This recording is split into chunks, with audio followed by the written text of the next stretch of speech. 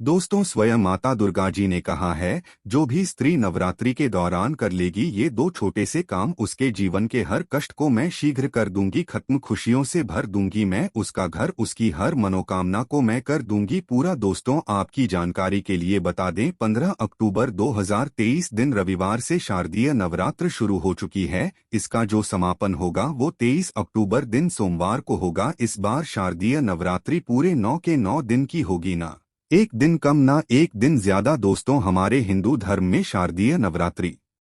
का अपने आप में एक विशेष और खास महत्व होता है। वैसे तो एक साल में 4 नवरात्रियां पड़ती है और हर नवरात्रि में माता दुर्गा जी स्वर्ग से धरती पर वास करने आती है, परंतु शारदीय नवरात्रि में माता दुर्गा जी हाथी पर वास करके धरती पर वास करने। ध्यान रखिएगा, वेद पुराण में साफ साफ लिखा हुआ है, जब भी माता रानी जी धरती पर वास करने आती है, उन्होंने सिंह को वाहन के रूप में ना लेकर के हाथी को अपने वाहन के रूप में लिया हुआ है। तो ये धरती के लिए बहुत ही शुभ संकेत होता है और ऐसा समय भक्तों के जीवन में खुशहाली लेकर के आता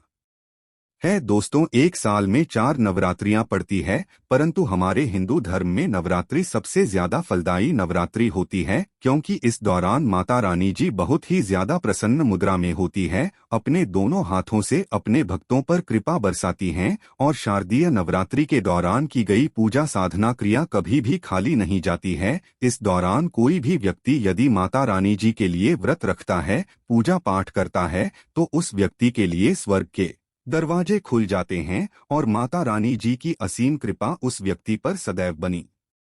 रहती है। दोस्तों, शास्त्रों में वर्णित है कि शारदीय नवरात्रि के दौरान यदि कोई भी इंसान माता रानी जी की विधि विधान से पूजा पाठ कर लेता है, तो उस व्यक्ति के जीवन का हर कष्ट जड़ उसे नष्ट हो जाता है और माता रानी जी के आशीर्वाद से उस व्यक्ति के जीवन में उसको धन सुख वैभव ऐश्वर्य की प्राप्ति होती है। दोस्तों, हमारे शास्त्रों में, हमारे वेद पुराणों में माताओं के लिए, बहनों के लिए शारदीय नवरात्रि के दौरान कुछ ऐसे उपायों के बारे में बताया गया है, जो यदि माताएं बहनें शारदीय नवरात्रि के दौरान सही मुहूर्त पर विधि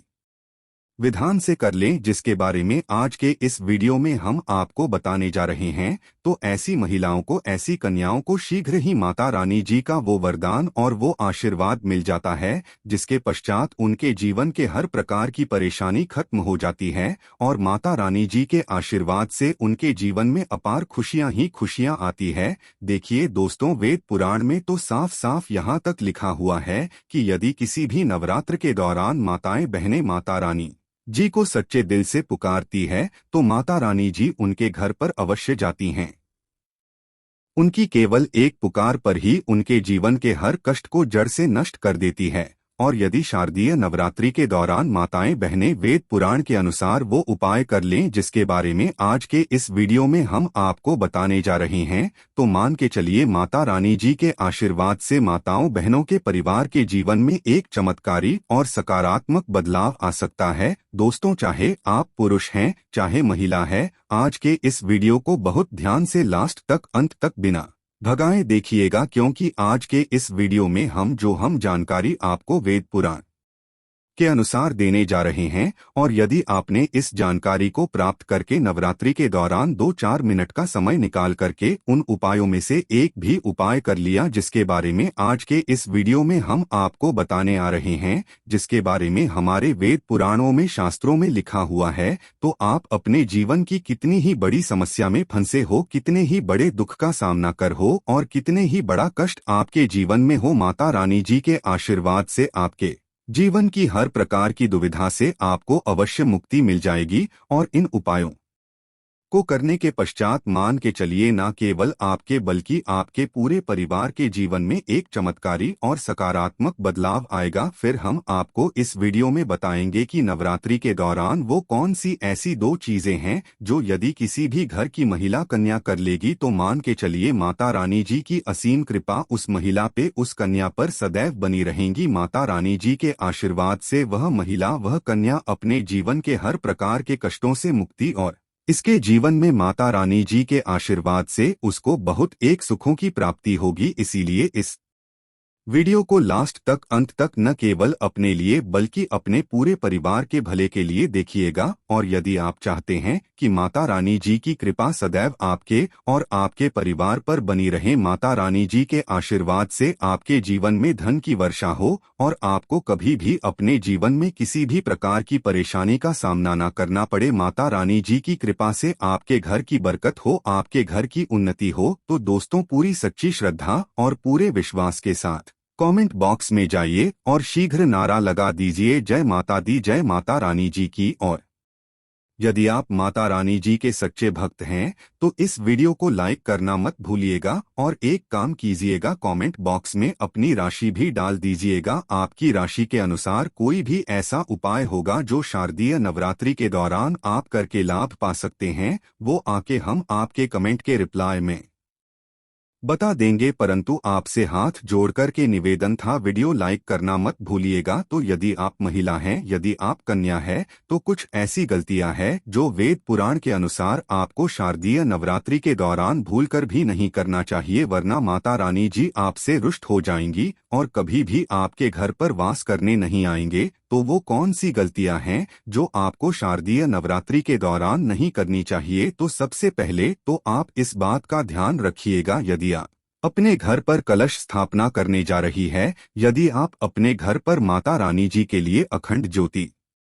जलाने जा रही है या आप माता रानी जी के लिए चौकी लगाने जा रही है, तो इस बात का ध्यान रखिएगा, कभी भी माता रानी जी की अखंड ज्योति को बुझाने मत दीजिएगा। दूसरा, यदि आप कलश स्थापना करने जा रही है तो जटा वाले नारियल का प्रयोग कीजिएगा जिसमें पानी होता है। तीसरा, आपको इस बात का ध्यान रखिएगा, जो आप माता रानी जी के लिए चौकी लगाने जा रही है वो चौकी कभी भी छोड़ करके मत जाइएगा। देखिए, चौकी यदि आपने घर पर लगाया है तो चौकी को कोई भी खाली कभी मत छोड़िएगा, ये बहुत ही ज्यादा अशुभ बताया गया है, इससे माता रानी जी रुष्ट हो जाती है। दूसरा, आपको इस बात का ध्यान रखना होगा कि यदि आप माता रानी जी की चौकी घर पर लगाने जा रही है तो केवल लाल कपड़े पर ही लगाएगा। बहुत से लोग गलती क्या कर बैठते हैं, वो माता रानी जी की चौकी लगाते हैं, पूजा पाठ करते हैं, परंतु चौकी पर पेपर लगा देते हैं, पर रख कर के चौकी लगा देते हैं। ये हमारे वेद पुराण में बहुत ही अशुभ बताया गया है। यदि आप पेपर रख करके माता रानी जी के लिए चौकी लगा रहे हैं तो इससे माता रानी जी आपसे रुष्ट हो सकती है और कभी भी आपके घर पर वो वास करने नहीं आएंगे। हाँ, माता रानी जी की चौकी यदि आप लगा रही है तो लाल कपड़े पर लगाइए, इस बात का ध्यान रखिएगा, ऐसे लाल कपड़े का प्रयोग कीजिएगा जो पहले कभी भी प्रयोग ना हुआ हो। तीसरा, इस बात का आप लोगों को ध्यान रखना होगा, जब भी आप माता रानी जी की पूजा पाठ करने जा रही है, माता रानी जी की आपने चौकी लगाई है, तो वहां पर कभी भी काले कपड़े का प्रयोग मत कीजिएगा या माता रानी जी की पूजा पाठ करते वक्त काले कपड़े का धारण मत कीजिएगा, ये बहुत ही ज्यादा अशुभ बताया गया है, इससे माता रानी जी शीघ्र ही रुष्ट हो जाती है। देखिए, इस बात का आपको ध्यान रखना होगा कि आपने इस नवरात्रि के दौरान 9 के 9 दिन का व्रत रखा हुआ है, तो 9 के 9 दिन में आप लोगों को माता रानी जी के 9 अलग अलग स्वरूपों को अलग अलग प्रकार के फल को अर्पित करना होगा। माता रानी जी के 9 अलग अलग स्वरूपों को आपको अलग अलग प्रकार के फूल अर्पित करना होगा, क्योंकि माता रानी जी की 9 अलग अलग स्वरूपों की पूजा पाठ की जाती है इस नवरात्रि के दौरान। और हाँ, यदि आपने 9 दिन का व्रत रखा है तो पेट भर कुछ भी मत खाइएगा, क्योंकि जिस व्रत में तपस्या ना हो, संघर्ष ना हो, वो व्रत कभी भी फल पलट करके नहीं देता है। आप यदि इन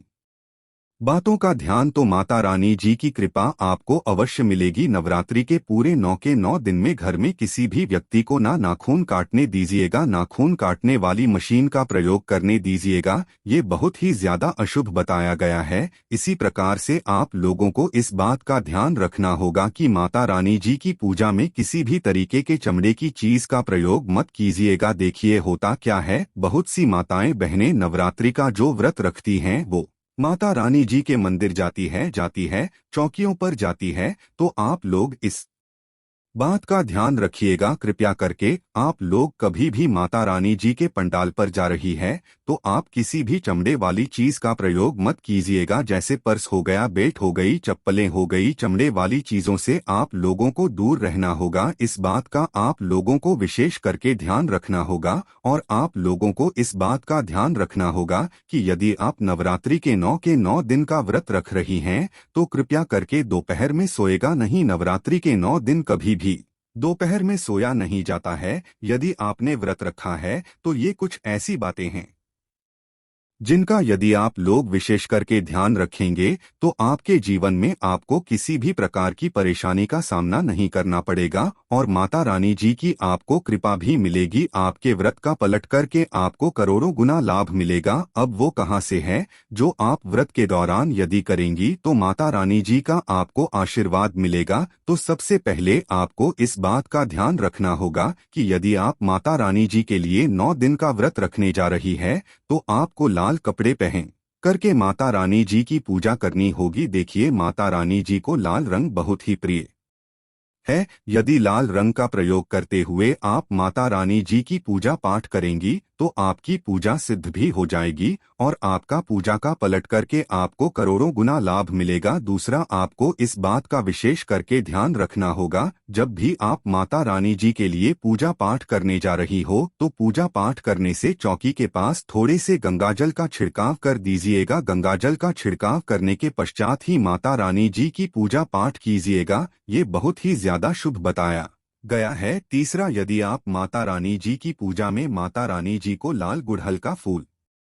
अर्पित करती है तो ये बहुत शुभ बताया गया है। देखिए, लाल गुड़हल का फूल जो होता है वहीं एक ऐसा फूल होता है जो माता रानी जी के 9 अलग अलग स्वरूपों को एक साथ अर्पित किया जा सकता है। तो माता रानी जी की पूजा में यदि आप लाल गुड़हल के फूल का प्रतिदिन उनको अर्पित कर रही है तो माता रानी जी के 9 अलग अलग स्वरूपों का आपको आशीर्वाद मिलेगा। देखिए, यदि आप अपने व्रत के दौरान में सीताफल का प्रयोग करेंगे, इससे माना जाता है कि माता सीता जी का आपको असीम आशीर्वाद मिलता है। और माता रानी जी को यदि आप सीताफल अर्पित करेंगी तो